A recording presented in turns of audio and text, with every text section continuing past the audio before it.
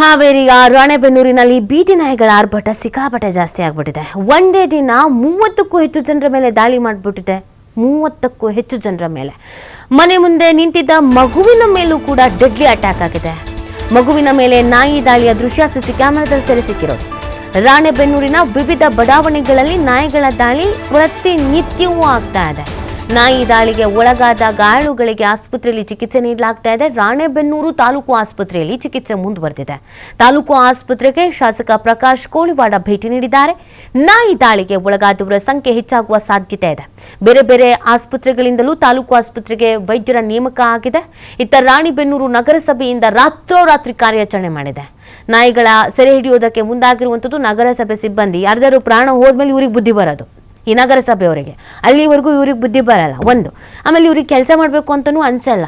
30 ಜನಕ್ಕೆ ಅಟ್ಯಾಕ್ ಮಾಡಿದ್ಮೇಲೆ ಇವರಿಗೆ ನಮಗೆ ನಾಯಿ ಹಿಡಿಬೇಕು ಅಂತ ಅನಿಸ್ತು. ನಗರಸಭೆ ಅಂತ ಒಂದು ಇದೆ, ಅದರಲ್ಲಿ ನಾವೆಲ್ಲ ಇದ್ದೀವಿ, ಕೆಲಸ ಮಾಡ್ತಾ ಇದ್ದೀವಿ, ಏನಾದರೂ ಮಾಡಬೇಕು ಅಂತ ಇವ್ರಿಗೆ ಅನ್ಸಿದ್ಯಾವಾಗ 30 ಜನರ ಮೇಲೆ ಅಟ್ಯಾಕ್ ಆದ ಮೇಲೆ ಒಂದು ಮಗುನೂ ಸೇರಿ ಯಾವ್ದಾದ್ರು ಪ್ರಾಣ ಹೋಗೋವರೆಗೂ ಇವ್ರುಗಳಿಗೆ ಬುದ್ಧಿ ಬರಲ್ಲ ಅಂತ ಕಾಣಿಸುತ್ತೆ.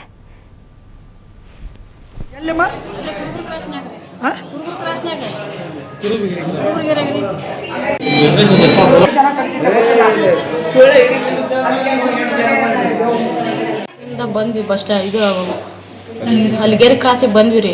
ಬಂದು ಅಲ್ಲಿ ಇಳಿದು ನಮ್ಮ ಪಾಪು ಊಟ ಮಾಡಿದ್ದಿಲ್ರಿ, ಊಟ ಮಾಡ್ಸ್ಕೊಂಬರಕ್ಕೆ ಅಂತೇಳಿ ಹಿಂಗೆ ಹೋಗಿ ಹಿಂಗೆ ನಿಂತ್ಕೊಂಡಿದ್ವಿ ರೀ. ನಿಂತ್ಕೊಂಡಿದ್ದ ಬಂದು ಸಡನ್ಲಿ ಕಾಲಿಗೆ ಬಾಯಿ ಹಾಕಿ ಹಂಗೆ ಕಿತ್ತು ಬಿಡ್ತು.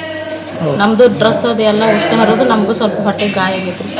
ಇದರಿಂದ ಬಂದ್ವಿ ಬಸ್ ಇದು ಇವತ್ತು ರಾಣೆಬೆನ್ನೂರು ನಗರದಲ್ಲಿ ಕುರುಬಿ ಕ್ರಾಸಿನ ಬಳೆ ನಾಯಿಯ ಕಡಿತಕ್ಕೆ 23 ಜನ ಇವತ್ತು ಅಮಾಯಕರು ಇವತ್ತು ಆಸ್ಪತ್ರೆಗೆ ಸೇರಿದ್ದಾರೆ.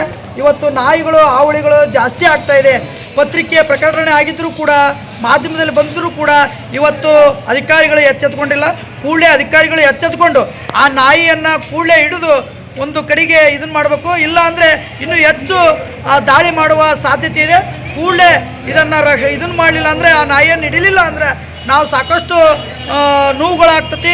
ದಯಮಾಡಿ ಅಧಿಕಾರಿಗಳು ಕೂಡಲೇ ಸ್ಥಳಕ್ಕೆ ಧಾವಿಸಿ ಎಲ್ಲಿದೆ ಅದನ್ನು ಹುಡುಕಿ ಆ ನಾಯಿಯನ್ನು ಬೇರೆ ಕಡೆಗೆ ಸ್ಥಳಾಂತರ ಮಾಡಬೇಕಂತ ಈ ಮೂಲಕ ಅಧಿಕಾರಿಗಳಿಗೂ ಮತ್ತು ಮಾಧ್ಯಮದ ಮುಖಾಂತರ ಜನಗಳಿಗೂ ಒಂದು ಎಚ್ಚರಿಕೆಯ ಸಂದೇಶವನ್ನು ರವಾನೆ ಮಾಡ್ತಾರೆ. ಅಮ್ಮ ಏನಾಗೈತಮ್ಮ?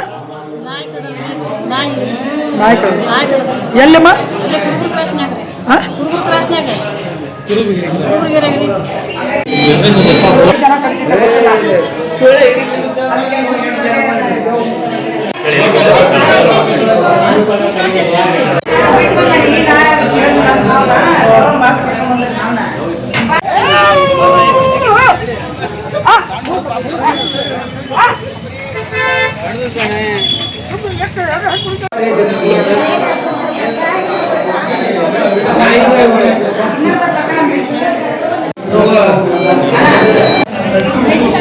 ಮಾಹಿತಿ ನೀಡ್ತಾರೆ ನಮ್ಮ ಪ್ರತಿನಿಧಿ ಯಲ್ಲಪ್ಪ. ಈ ರೀತಿಯಾಗಿ ನಾಯಿಗಳ ಅಟ್ಯಾಕ್ ಆಗ್ತಾನೆ ಇದ್ರು. ನಗರಸಭೆಗೆ ಈಗ 30 ಜನಕ್ಕೆ ಅಟ್ಯಾಕ್ ಆದ್ಮೇಲೆ ಬುದ್ಧಿ ಬಂತ. ಏನ್ ಮಾಡ್ತಾ ಇದ್ದಾರೆ? ಈ ಸಮಸ್ಯೆಗೆ ಪರಿಹಾರ ಅನ್ನೋದಿಲ್ವಾ? ಇನ್ನು ಎಷ್ಟು ಜನ ಸಮಸ್ಯೆನ ಎದುರಿಸಬೇಕು? ನೀತಿ ಈಗಾಗಲೇ ಅಂತಂದ್ರೆ ಕಳೆದ 1 ವಾರದ ಹಿಂದ್ಗಡೆ ಅಷ್ಟೇ ಒಂದು ಟಿವಿಸ ಒಂದು ವಿಸ್ತೃತವಾದಂತ ಒಂದು ವರದಿಯನ್ನ ಮಾಡಿತ್ತು. ಆ ವರದಿ ಏನಂತ ನೋಡಿದಾಗ ಅಂತಂದ್ರೆ ಹುಬ್ಬಳ್ಳಿ ಕಿಮ್ಸ್ ಆಸ್ಪತ್ರೆಗೆ ಒಂದೇ ಉತ್ತರ ಕರ್ನಾಟಕದಲ್ಲಿ ಬರೋಬ್ಬರಿ 3 ವರ್ಷಗಳಲ್ಲಿ 10,000 ಜನರು ಇವತ್ತು ನಾಯಿ ಕಡಿತಕ್ಕೆ ಒಳಗಾಗಿದ್ದಾರೆ. ಅದರಲ್ಲಿ 5 ಜನ ಸಾವನ್ನಪ್ಪಿದ್ದಾರೆ ಅಂತ ಸಂಖ್ಯೆಗಳನ್ನೇ ಇಲ್ಲಿ ಅಂದ್ರೆ ಟಿವಿಸ ಒಂದು ವಿಸ್ತೃತ ಒಂದು ವರದಿಯನ್ನ ಮಾಡಿತ್ತು. ಅದರ ಬೆನ್ನಲ್ಲೇ ಈಗ ಅಂದ್ರೆ ದಿನೇ ನಾಯಿ ಕಡಿತ ಹಾವಳಿಗಳು ಹೆಚ್ಚಿಗೆ ಆಗ್ತವೆ. ಇದಕ್ಕೆ ಕಡಿವಾಣ ಹಾಕ್ಬೇಕಾಗಿದ್ದು ಆಯಾ ಮಹಾನಗರ ಪಾಲಿಕೆ ಮತ್ತು ಅದರ ಜೊತೆಗೆ ಇಲ್ಲಿ ಅಂತಂದ್ರೆ ಪಟ್ಟಣ ಪಂಚಾಯತಿಗಳು. ಈಗ ಒಂದ್ ಕಡೆ ಅಂದ್ರೆ ರಾಣೆಬೆನ್ನೂರ ಒಂದು ನಗರಸಭೆಯ ಒಂದು ದೊಡ್ಡದಾದಂತಹ ಒಂದು ನಿಷ್ಕಾಳಜಿಯಿಂದ ಇಲ್ಲಿ ಅಂದ್ರೆ ರಾತ್ರೋರಾತ್ರಿ ಇವತ್ತು ಬರೋಬ್ಬರಿ ಒಬ್ಬರಲ್ಲ ಇಬ್ಬರಲ್ಲ 30ಕ್ಕೂ ಜನರ ಮೇಲೆ ಇವತ್ತು ನಾಯಿಗಳು ಡೆಡ್ಲಿ ಅಟ್ಯಾಕ್ ಅನ್ನ ಮಾಡಿದ್ರು. ಕೇವಲ ಅಟ್ಯಾಕ್ ಅಲ್ಲ, ಡೆಡ್ಲಿ ಅಟ್ಯಾಕ್ ಯಾವ ಮಟ್ಟಿಗೆ ಅಂತಂದ್ರೆ ಒಂದು ಮಗು ಇಲ್ಲಿ ಅಂದ್ರೆ ಆ ಒಂದು ಮನೆ ಮುಂದ್ಗಡೆ ಆಟ ಆಡುತ್ತಾ ನಿಂತಿರುತ್ತೆ. ಆಟ ನಿಂತಿರುವಂತಹ ಸಮಯದಲ್ಲಿ ಇಲ್ಲಿ ಅಂತಂದ್ರೆ ನಾಯಿ ಆತನ ಮೇಲೆ ಅಟ್ಯಾಕ್ ಮಾಡುತ್ತೆ. ಆ ಎದೆ ಜಲ್ಲು ಅನ್ನುವಂತಹ ದೃಶ್ಯ ಸಹ ಈಗಾಗಲೇ ಅಂದ್ರೆ CCTVಯಲ್ಲಿ ಸೆರೆ ಆಗಿದೆ. ಎಷ್ಟಾದ್ರೂ ಸಹಿತ ಇವತ್ತು ರಾಣೆಬೆನ್ನೂರು ನಗರಸಭೆ ಇವತ್ತು ಇನ್ನೂ ನಿದ್ದಿಗನ್ನೆಗೆ ಜಾರಿದೆ. ಈಗ ಎಚ್ಚೆತ್ತುಕೊಂಡಂತಹ ಶಾಸಕರು ಅಲ್ಲಿ ಆಸ್ಪತ್ರೆಗೆ ಬರ್ತಾರೆ, ರೋಗಿಗಳನ್ನ ಮಾತಾಡ್ಲಿಕ್ಕೆ ಮುಂದಾಗ್ತಿದ್ದಾರೆ.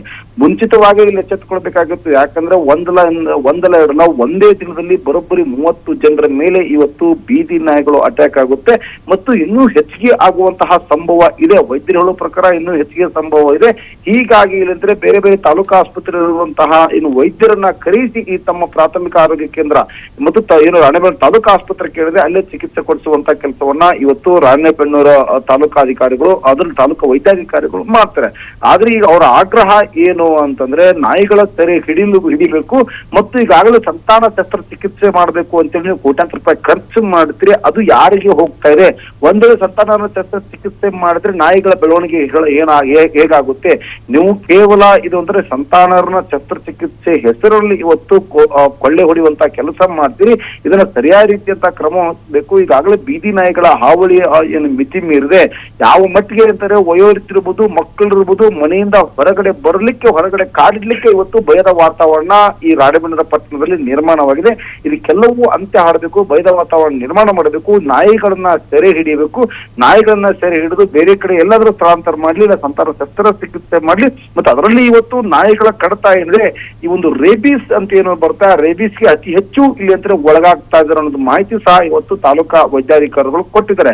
ಹೀಗಾಗಿ ಇಲ್ಲಿ ಅಂದ್ರೆ ನಗರಸಭೆ ಅದರ ಜೊತೆಗೆ ಇವತ್ತು ತಾಲೂಕಾ ಆಡಳಿತ ಎಚ್ಚೆತ್ತುಕೊಂಡು ನಾಯಿಗಳ ಹಾವಳಿಯಿಂದ ಮುಕ್ತಿಯನ್ನಾಗಿ ಇವತ್ತು ರಾಣೆಬೆನ್ನೂರು ಜನರಿಗೆ ಕೊಡಿಸಬೇಕಾಗಿದೆ ನೀತಿ.